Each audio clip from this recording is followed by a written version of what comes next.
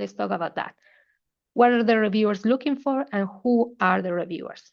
So this is a very interesting quote that I really like. So it says, seasoned grant reviewers will admit to making up their minds on the very first page of the proposal and rarely change their posture as they read the rest of the document. In your case, it will be the first sentences of your proposal. So you have to engage them from the beginning. So who are these people? So usually the reviewers are academic experts in broad disciplines, but not necessarily in your research niche. They might be, for example, chemical engineering, reviewing an application for biology. So they might not know how the yeast are working or the life cycle of a worm. They might not know it. They do know how to approach a research proposal. They do know what are the things that are looking for. They might have general understanding, but they are not going to be specific on the content. And that's why we have to avoid jargon, okay? So they're typically faculty members. For internal processes here in Concordia, of course, the faculty members, they are Concordians, so they are professors here in Concordia, but for external competitions, the FRQ or the tri-agencies, when you move on from the internal process, they will be from different institutions or disciplines. They are often reviewing dozens or not more application in a short time frame. So I talk with many reviewers. Usually what they do is they block one day in the week and they start in the morning and they finish at 9.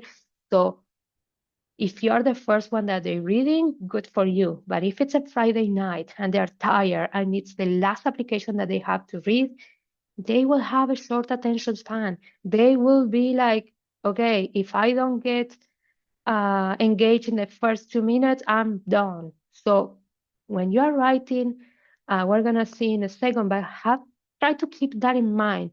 This is not a person that maybe, yes, maybe it will do an amazing work and it will be researching your research, but maybe it will only be able to give you 20 minutes of their time because they are extremely busy and they have dozens of applications. So if you don't engage them in 15, 20 minutes, then you are not going to get funded. As I say, since they are not experts on the field, they won't be able to assess the content, but they will be able to assess the clarity, coherence, originality, and the impact of your research. So you have to make sure that you're explaining all these things to them. For example, Arbor or Trudeau, they might also include community representatives. Okay, so if you are thinking about these kind of competitions, then your research has to be very well explained for someone that is in the community, that has no experience in academia or in research. So that's something that you have to keep in mind, okay? How are we looking for who are the reviewers? Usually the websites they explain to you, usually the websites of each competition, they give you an idea of who the reviewers can be. You can easily also ask to the foundations or to the agencies, they might reply you or they might give you an idea of who these people might be. You're not going to get names, you're not going to know who are going to be in the committee, but you will have an idea if they are community representatives, if they are part of the academia, if they are professors. In any case, they are looking to be engaged, not to get bored. So make your application clear, compelling, and purposeful. So when you are writing for them. You are writing with the reviewer in mind. So as I say, there's professors. So assume they're smart, but they're not specialists in your field. So avoid jargon and avoid discipline-specific language. Define key concepts clearly and early. If you're using a specific technique, of course you can mention, of course you can say it, but explain it because they might not know it. And they also might want them to understand that you know it. So if you explain it, then we are sure that you know it because you just explained me. You didn't copy paste from anywhere, okay? Make your application easy to read. As I say, this person might be a Friday night completely exhausted. So use clear headings, use a clear structure. If you're writing the introduction, you can say introduction, objectives, my research question, methodology. So make their life easier. Start the paragraph with strong topic sentences. Engage them all the time. You can use highlight key points with bold or formatting. So the research question, you can, I don't know, use italics. Make it easy for them to understand. Don't go crazy, because if I see a whole thing with bold and italics and my brain starts getting confused, but try to think how they're going to be approaching this and make their life easier.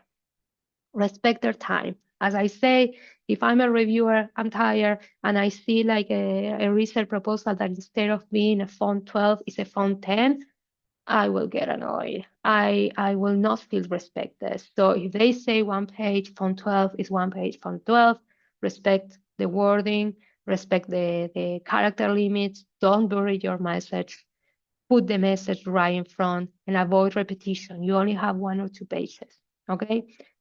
And lastly, engage them. Don't just inform them, right? But just engage them. Try to make them feel your motivation, your passion, the project, the impact, the enthusiasm that you have. You really have to try to engage them in that way and make it a memorable research proposal. A good research proposal will be one that, I will read it like, oh yes, this student is doing this, and it's easy to summarize, okay?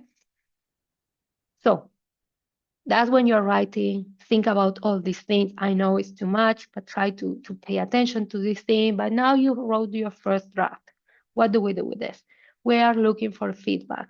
The writing process is not a lonely process. It doesn't have to be a lonely process. So let's look for feedback, and we are going to talk about who these people might be. But when you're looking for feedback, I give you here a few questions that you might be interested to ask. Don't go just like, hey, what do you think about this? No, maybe you can ask, okay, read the proposal or read the personal statements and explain it to me.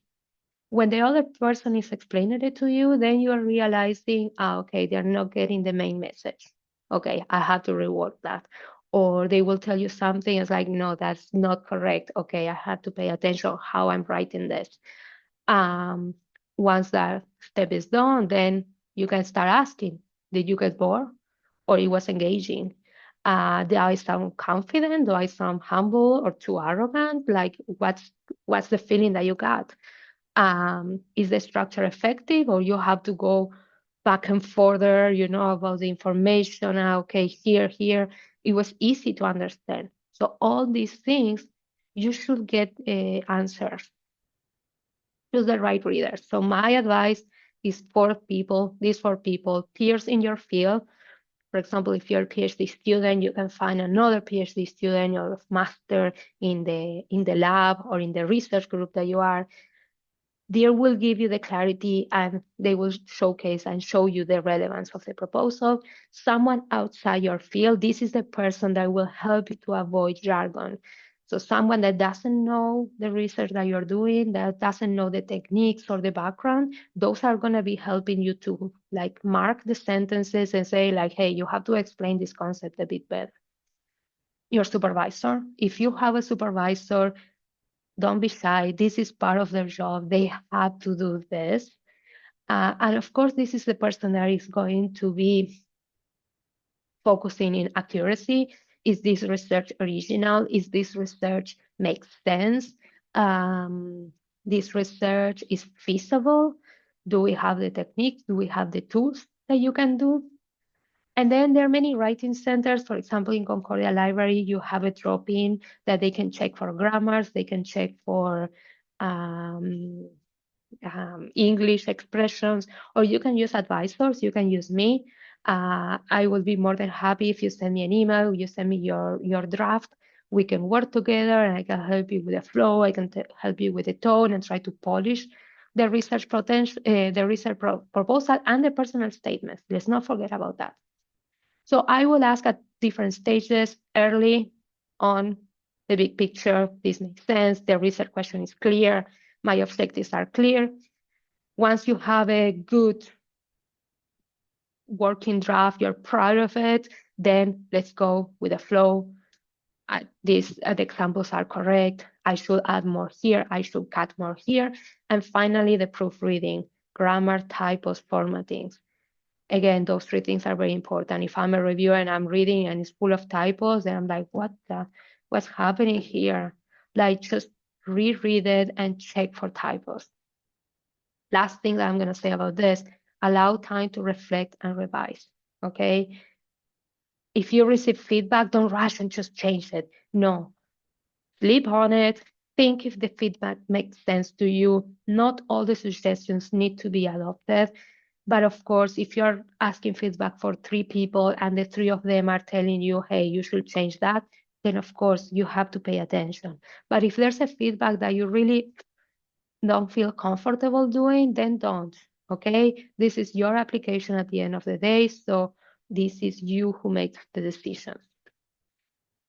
Common pitfalls to avoid. So you're done with all these things, but okay, what are the things that we need to be taking care of before? So with the writing and content, vague generic statements, please avoid this. Be concrete. You have only 1 or 2 pages, so show you have done your work, show that you know what you're doing in just a few sentences. Too much jargony, I will repeat it again. Too much jargony is bad. The reviewers are not an expert. A weak structure, don't make them work to understand your message. Just, follow a nice work instruction, introduction, objectives, all those things that have to be there. Underdevelop impact. Don't just leak the activity, explain the significance and the outcomes, okay?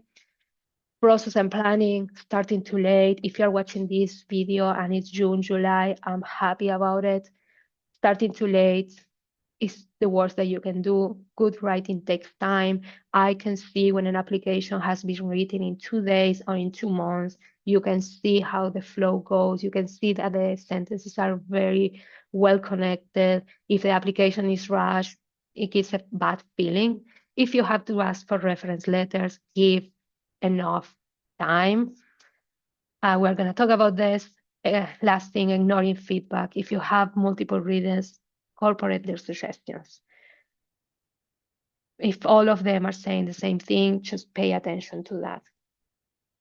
Overlooking formatting or word limits, follow instructions exactly. It shows professionalism and respect of the process and the mindset. Downplaying your achievements is one of the worst things that you can do. This is not the time for modesty or your impact. Focusing on research. We talk about it. There's a lot of things that you can add in your personal statements. So please pay attention to those things.